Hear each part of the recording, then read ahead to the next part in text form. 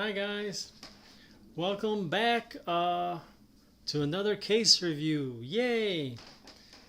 So I figure I'd make a quick video on this particular case I bought because it's not. It just came out, I believe, like about 2 months ago, and there's really not too many reviews on it. So I figure I pitch in and help you guys and make a quick video on it so you guys can see how it actually looks like, because if you look it up on Amazon, usually the case is empty, so you really don't have an idea how does it look like once you build in it, you know. So this one is called on Amazon anyway, they call it the Okinos, which I believe is a Greek word. Okinos Aqua 3. So basically, it's a MATX case.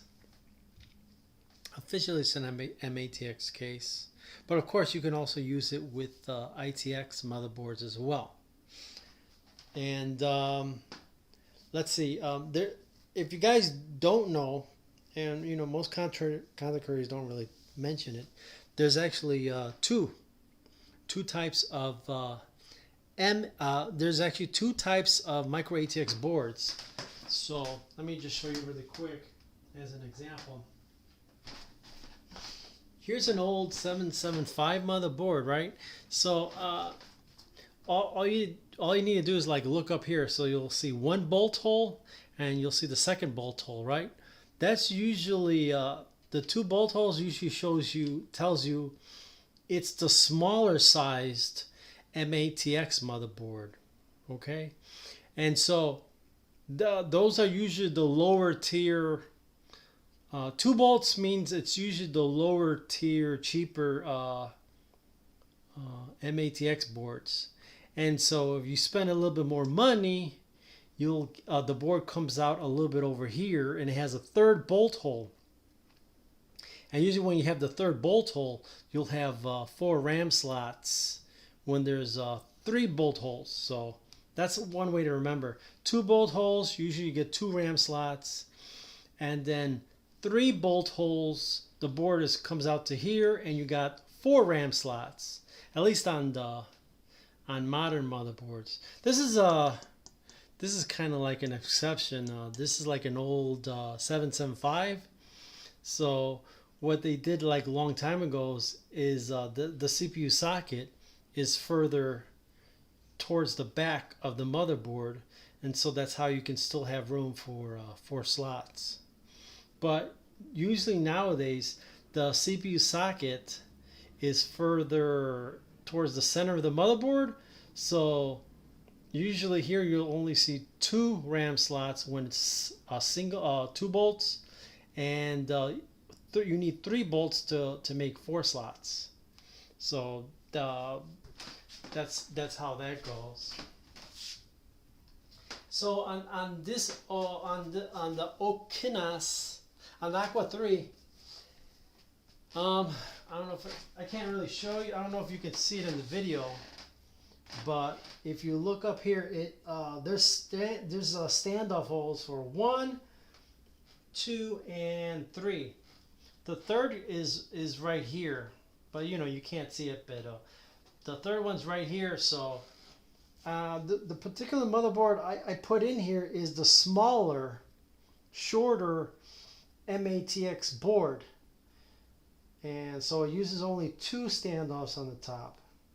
But this case, even though it's pretty small, does have accommodations for the third standoff hole here. So this will support both types, the short ones and the full size motherboards, MATX motherboards. You know, that cost more money, of course, too. Usually when it's wider, it's more expensive too. So you got 3 options then. You got ITX, which is a little bit shorter than this, but not by much really. ITX comes up to here. Then you got small MATX, and then you got full size MATX. And so all three accommodate here on this one. So it really depends on you guys. You know, I think most people that when they think of fish tank, see, most guys when they think of fish tank, they just it's still kind of like you're so used to seeing the case fans right here, right? So when you don't see those case fans right there, it just looks weird to you. For you know, it's going to take a while, I guess. You know, once you see these cases floating around, it's not weird. But yeah, if the first time you see this, say, hey, well, wait a minute, where's my case fans? So they're missing here. So that means this case is garbage. No, no, I don't want this. No bueno, no bueno, right? So. So that's so it's going to take a while for you to get used to seeing that the case fans are missing there. Oh no, right? But you know, if you want those case fans, it is available, but in other models. So there's a Gamdia's model that just came out. There's a Zalman model that came out. What else? I don't know. There's a bunch of other ones that come out that are that full size one, right? That come out to over here. Of course, that's the problem though. You're going to have to have a longer case. So it really depends on you what you want. What do you want this for? Me in particular, I wanted something small for one of my bedrooms, just to put it on top of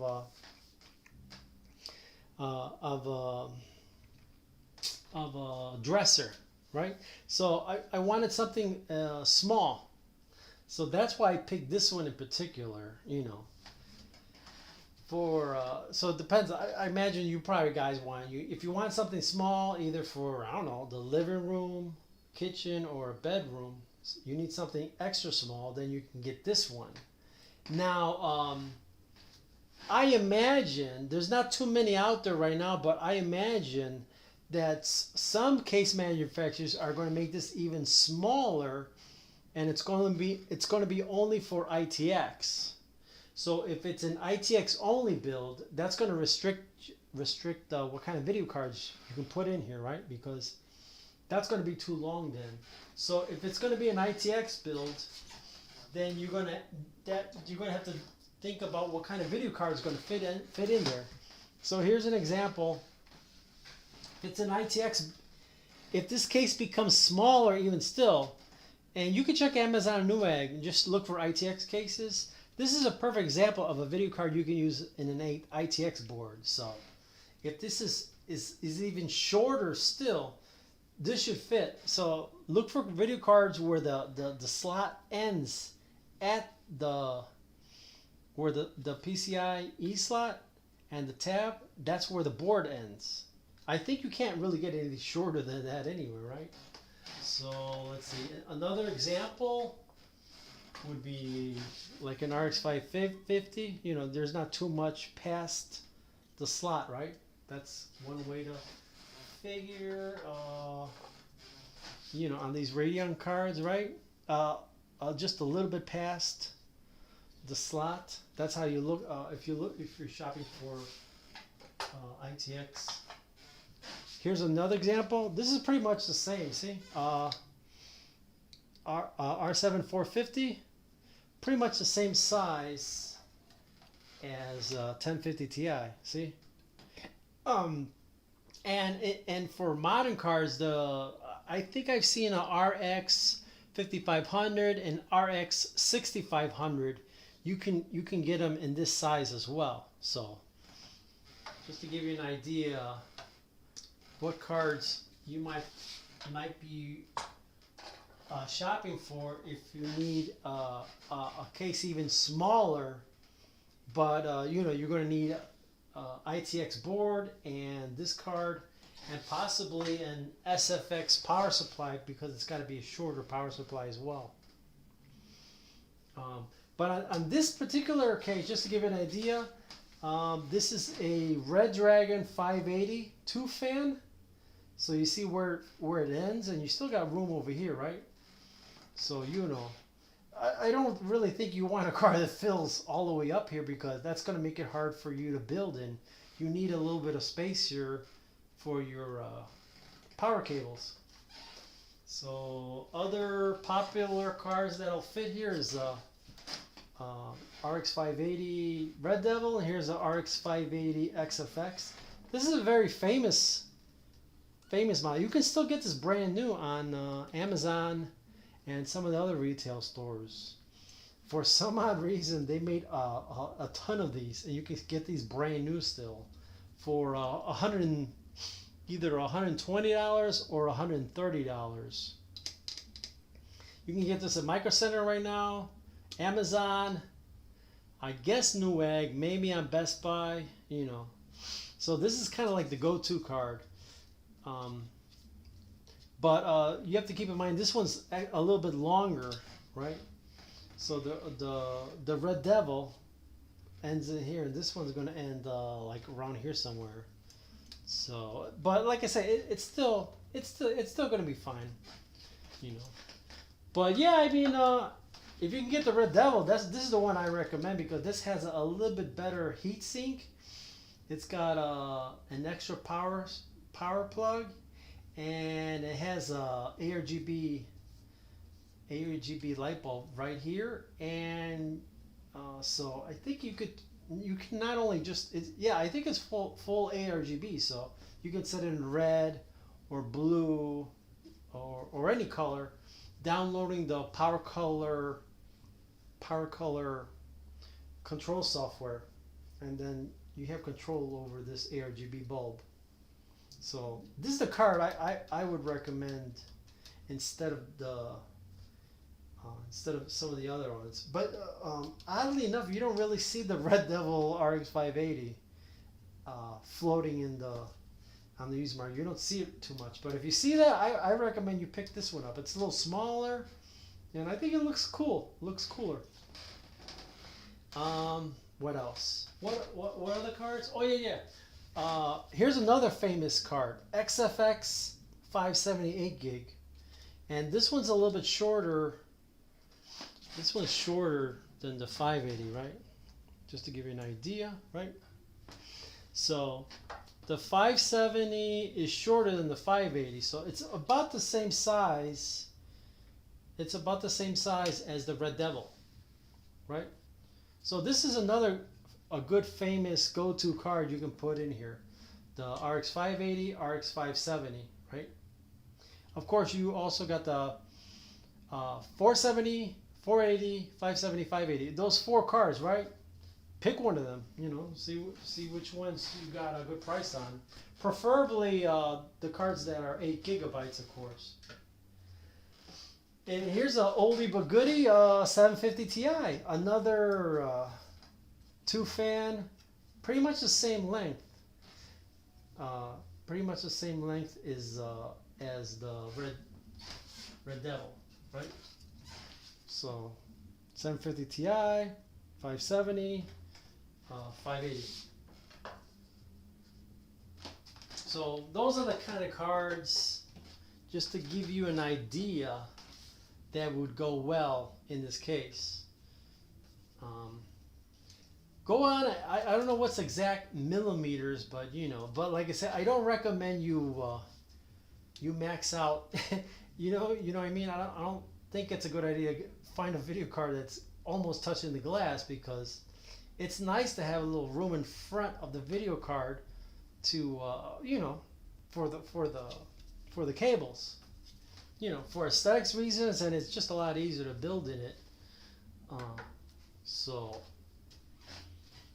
So there's that. And what else? Optionally, you can put fans on the bottom here, but I don't recommend that. It's just, they're going to be in the way, because like I say, below the video card, you still need room to put your GPU bracket. So, and you know, I like to always use bracket if I can help it. So you can put one of these, or you can buy those little sticks and put it here in the very corner, right? And you know, 120 millimeter tower cooler is yeah, it's wide enough. See, it's pretty wide, even though even though the power supply is on the bottom of the case, they did make it extra wide. So you see here's a 120, and you still got a little bunch of room here in the back end. So that's I guess that's a good thing, because you can pretty much put any 120 millimeter air cooler right there. What else? So in the Okinos, they give you three case fans. They got 1, 2, and the one here in the back. And then what I did is, you know, I bought you know, the tower cooler with, and it comes with an ARGB fan, right? So you get 3 that comes with the case, and then the 4th one comes with the cooler that you buy separately. And here in the back end, just to give you an idea, all the ARGB is connected to this simple ARGB board, right? And this uses the universal 3-pin, right? The universal 3-pin ARGB plugs, you put them in here. So it has an additional 4th one right here. So, you know, you get 3, you plug it in there. It has one already open, so that's where you plug in this one in there. So you got 4. So I didn't have to buy a splitter or anything. But I mean, if it was missing, you can add a splitter, but you didn't have to do it there. So all 4 you plug into the board, and then it has a little wire. The board has a little wire that connects to the reset button right here on the side here, right? So you just press that to cycle the colors. You know, optionally, I believe it comes with the additional wire, and you can plug it into your motherboard if you have an ARGB header on your motherboard. On this one, it's a very limited board, you know, like a lower tier budget board, so it doesn't have the ARGB header. So no problem, right? At least I got I can use the reset button to cycle the colors, you know. Me personally, I just keep it on red because, you know, that's my favorite color for PC cases, either red or blue. So on this particular board, we went with a red build. So that's, you know, especially with the Red Devil video card, and then I picked the red. I bought the red extension cables, and then I just cycle it till I see red, and I leave it on red, either red static or red breathing, where it like goes up and down the intensity. That's what the 2 I like, either red static or red breathing. At least on this one anyway. Sometimes I just leave it on rainbow too, just to change it up, of course. And this power supply, you could see, like, you don't have that much room. So I think you should be okay if you use a regular size power supply. You don't have to waste money buying an SFX. So you can use a regular power supply, but if you can, you know, stick to the lower watt ones. So I'm thinking 450, 500, 550, 600, 650, you know. That's the kind of power supply you want to put there. And here's the cage where, just like another case I showed you, the hard drive goes on the bottom. And then on the top here, you could put a 2.5 SSD, right? But on this particular build, I did a lower tier LGA 1700 build, so it has an M.2 SSD there. So on this particular build, I just kept it as simple as possible. So I just plugged in an M.2 SSD on the motherboard, and I left the basement empty on this one just to keep it simple, you know. Because this is really, like, for me anyway, this is just like an extra computer, mainly just for YouTube, do email, watch videos. You know, not really for gaming, but you know, because I got so many other computers for that. So that's what I really did this for. It's just for web browsing. But yeah, so there's that. Okay, and the CPU cooler, like I say, it's just a regular Vitro air cooler, LG 1700. No biggie there. And then what else here in the back? I think that's it. Oh yeah, and you know, one thing I think a little bit differently than most content creators. I'm not really crazy.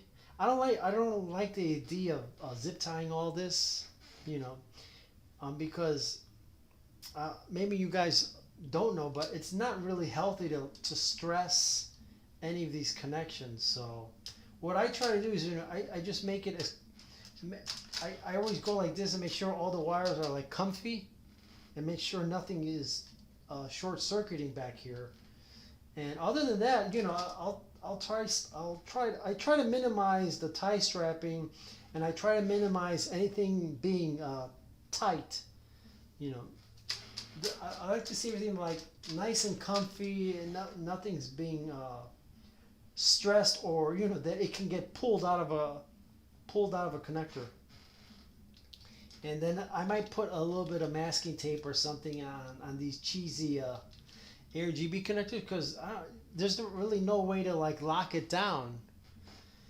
At least the universal one, the universal type doesn't have any locking mechanism, so it's kind of like loose in there. So you have to like rig it by putting a little masking tape or something.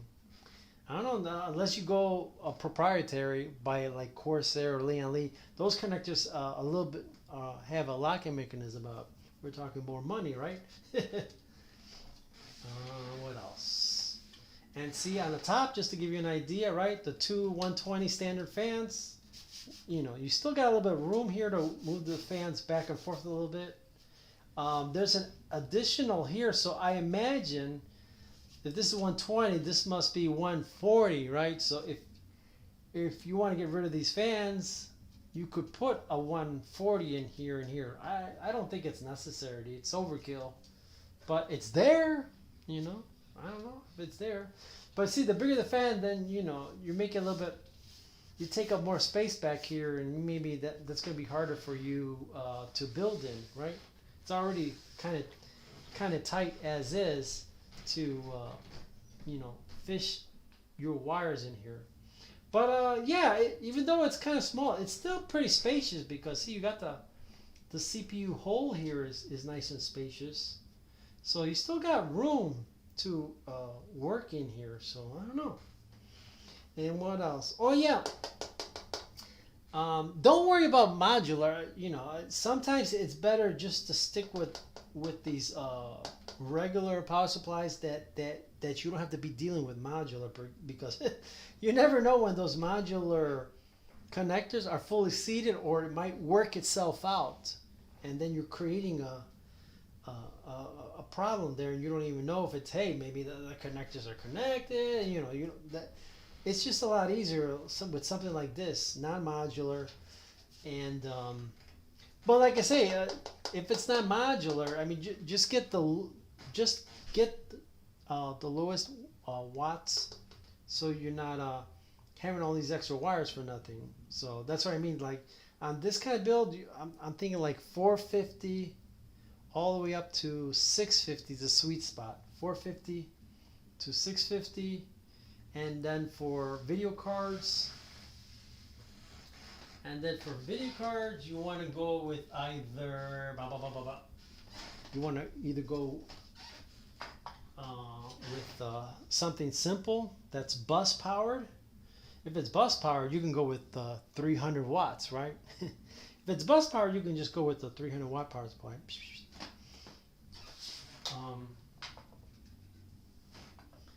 But with at least 400, 450, then that's more than enough. You know, pick a video card that has a 6-pin or an 8-pin. That's pretty much it. I mean, if you go with a power supply between 450 and 650, well, let's see, 450 to 550, 450, 500, 550, I would say 6 pins and 8 pins for sure, no problem. And then usually I get the 650 watt power supply for the video cards that have two power plugs, like the 5700 XT. That's then if I get the 5700 XT with two 8-pins, then I get the 650 watt. That's kind of like what I do. And just like I said in the other video, when you're done building, make sure if you don't have one, to order an AC watt meter, and then when you bench test your computer with let's see, test your RAM with MemTest 86 on a jump drive. Test your RAM on MemTest 86. Test your CPU with Cinebench. Test your video card on Heaven. And for fun, if you want to, you can test it on FurMark as well. Heaven and FurMark. And then load up a couple games that you know. What I do is I test on Cyberpunk, and I drive around for a half hour. And then I switch over to GTA 5, and I drive around for another half hour. Those are my tests. And then I'm looking at my watt meter while I'm doing that. I got MSI Afterburner running, so I'm looking at my MSI Afterburner stats, and then at the same time I'm looking at my watt meter and seeing how many watts I'm pulling, just to have an idea everything's okay. And what else? Oh yeah, if you didn't know, all three fans are on exhaust, so the intake is actually fresh air from the bottom, right? So this is all perforated. You see that? It has a bunch of holes on it. It's perforated here, and it's also perforated here. See that? Perforated here, perforated here. And I guess there's a little bit of a hole right here. Yeah, but most of the fresh air is going to get sucked in from here and from the front.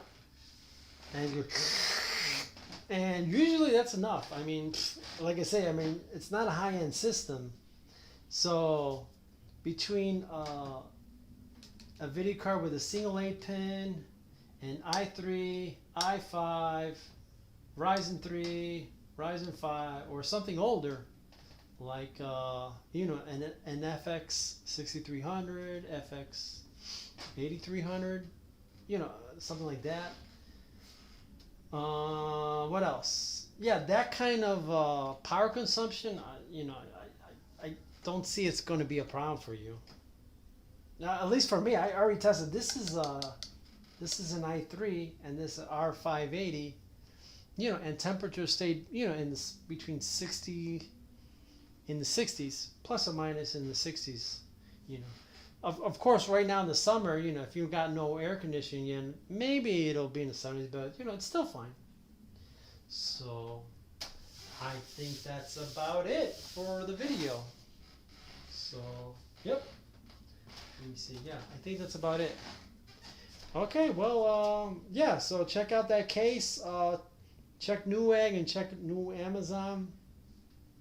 And you should anticipate there's going to be more of these cases without the side case fans, because like I say, if it's a low power build, you don't really need them, and you can save space, and like I say, I think this is more for like a little bedroom, and you don't have a lot of room on your table. You want to put this on your table, in the corner of the table, right? And that frees up a little bit more space on your table. Or what I do, like I say, I'm going to put it on top of a dresser, so it's going to be on top of a dresser like that. So I want something as small as possible.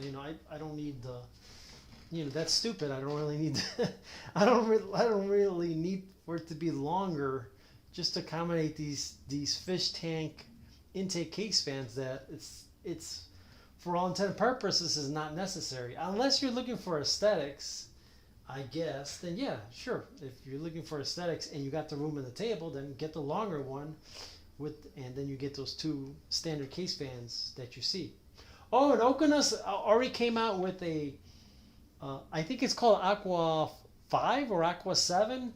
So this case is also available in ATX, so it's a little bit taller. I think it's the same same front to back, but the newer model is ATX model. So if you got an ATX board and you want short but tall, they have it now. It's called, I think it's Okinos 5 or 7, and it's, you know, I think a couple bucks more. So you have that, and if you like bigger size, of course you have the MATX Sky 2, which is what ushered in I think that's the first one that came into market. The MATX Sky 2 is the first one that came out with the idea to integrate fish tank design, but the traditional power supply on the bottom, because before that was the Leon Lee's. The Leon Lee's had this power supply here on the back end. The problem with that is that forces the case to be a lot wider, and it's more of a cube, right? And some people want the option, you know, they say, well, I don't want the cube. I want it as thin, as skinny as possible. I want a standard size ATX case. Well, okay, no problem. So now they got the fish tank. They kept the fish tank design, and they put the power supply in the bottom. That's when MATX Sky 2 came out. And then after that, then some of the other case managers, hey, you know, that's a good idea. Fish tank plus power supply in the bottom. So then we got the Sky 2, and then Okinos said, hey, forget about the case fans. Let's make it shorter. And that's how we get this one. And so I imagine we should anticipate ITX is going to be even shorter. So you want a shorter case for ITX. So plan for that to come out in the future. And just remember, if you want an ITX size, then no problem. These are the cards you're going to be looking for with an ITX motherboard, shorter, and this will still fit in here just fine. You know, another one that's a single fan is the 1660 Super 1660 Ti, and it has a single plug here. That's going to be nice too. A 1660 Super 1660 Ti, RX 5500, RX 5600 come in this kind of size, and that's going to be good for ITX. So those are my ideas, thoughts. Well, that's it. Thanks, and have a good weekend. Bye, guys.